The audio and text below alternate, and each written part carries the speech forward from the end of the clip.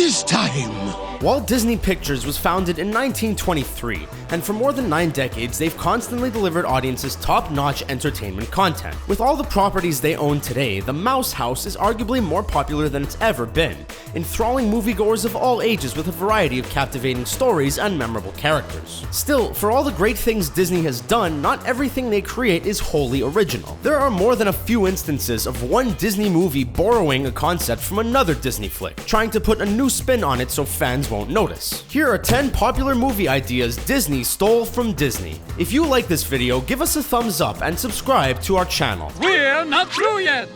Hang on to your turban, kid! Zootopia. Those who have seen the infamous recycled animation clips online know that Disney likes to use the same character models for different productions in an effort to save time, and it's a practice that continued well into the 21st century when computer animation became the dominant form. Nick Wilde, one of the main characters in the hit film Zootopia, bears a close resemblance to someone from an old Disney film. His design follows the template of Robin Hood from Disney's 1973 take on the story. Both characters are foxes, so it isn't surprising the directors look to Robin Hood for inspiration. Frozen. Let It Go may have dominated the airwaves, but it was hardly the only catchy musical number from Frozen. The lovable snowman Olaf had a tune of his own called In Summer, where he sang about how he wished he could enjoy warmer weather. At one point in the sequence, Olaf does a dance with some seagulls in yellow and red hats. It's an obvious reference to Disney's own Mary Poppins, when Mary Poppins and Bert dance with the penguins who are wearing similar outfits. There's no denying it's a fun little moment, so it's easy to see why the studio would want to use it again. Moana. Upon its release, Moana earned rave reviews from critics, who praised it for eschewing the traditional Disney princess formula. Moana is a strong, independent woman who is not dependent on a love interest to get by in the story. As progressive as this is, no new ground was really broken. That same character setup was used for Merida in Brave, albeit in ancient Scotland instead of the Pacific Islands. Given that Brave was another box office hit that won an Oscar, Disney figured it would work well again. Another similarity is that Moana and Merida are the only Disney princesses not based on a fairy tale or legend. Aladdin. One of the more memorable elements in Pinocchio is the fact that whenever the wooden puppet tells a lie, his nose grows. But did you know that Pinocchio isn't the only Disney hero with an easy-to-spot tell for when he's being untruthful? Many years later, when making Aladdin, the Mouse House incorporated this trope in a fun, creative way. Whenever Aladdin lies, the plume on his hat falls and covers his face. This may not have gone down in film history the way Pinocchio's nose did, but it's still a fun inclusion, and something for fans to keep an eye out for the next time they watch the movie. Disney apparently wants to teach children not to fib, which is an admirable goal. The Lion King. For an entire generation of moviegoers, the death of Mufasa is one of the most traumatizing film moments they've ever had to endure. Even after the scene was altered to be less intense, it still served up one of Disney's strongest stomach punches. There's only one thing that could possibly rival it: the death of Bambi's mother. The similarities between the two sequences are no accident either. When writer Irene Mecchi joined the project, she was told the pitch was Bambi in Africa meets Hamlet, so Disney knew what they were doing from the start. It's hard to argue with the results, and The Lion King is one of their most acclaimed films.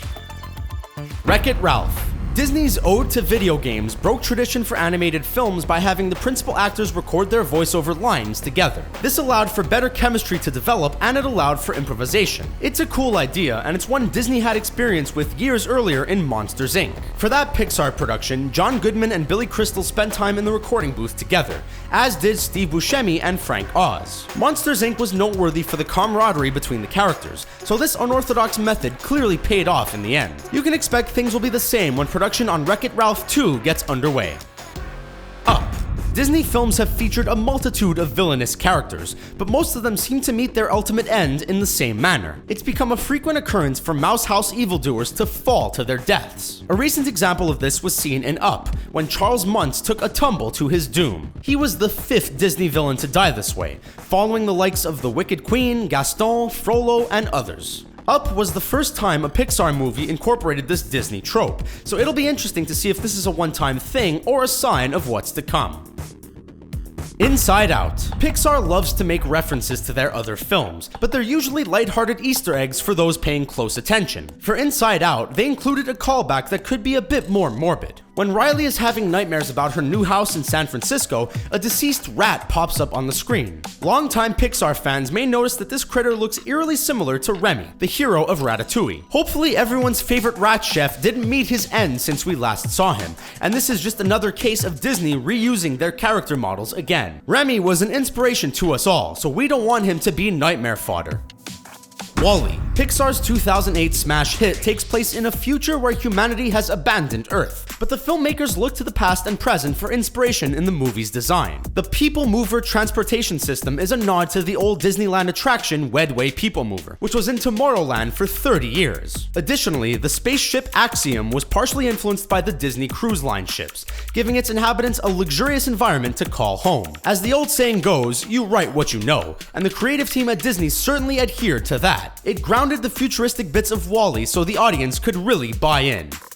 Zootopia. Again, life isn't always easy for Judy Hopps. As the first bunny cop in Zootopia, she has to overcome a lot of adversity on a daily basis. In order to get by, she adapts the mantra, "Tomorrow is another day." Where did she get it from? Judy is apparently a fan of old Disney flicks. The line can be seen as a reference to a song from The Rescuers, which was also about a group of unlikely animal heroes working together to solve a crime while facing menacing predators on their quest. That seems like a fairly big coincidence, so it wouldn't be shocking if Disney had The Rescuers in mind when piecing together the outline of the story.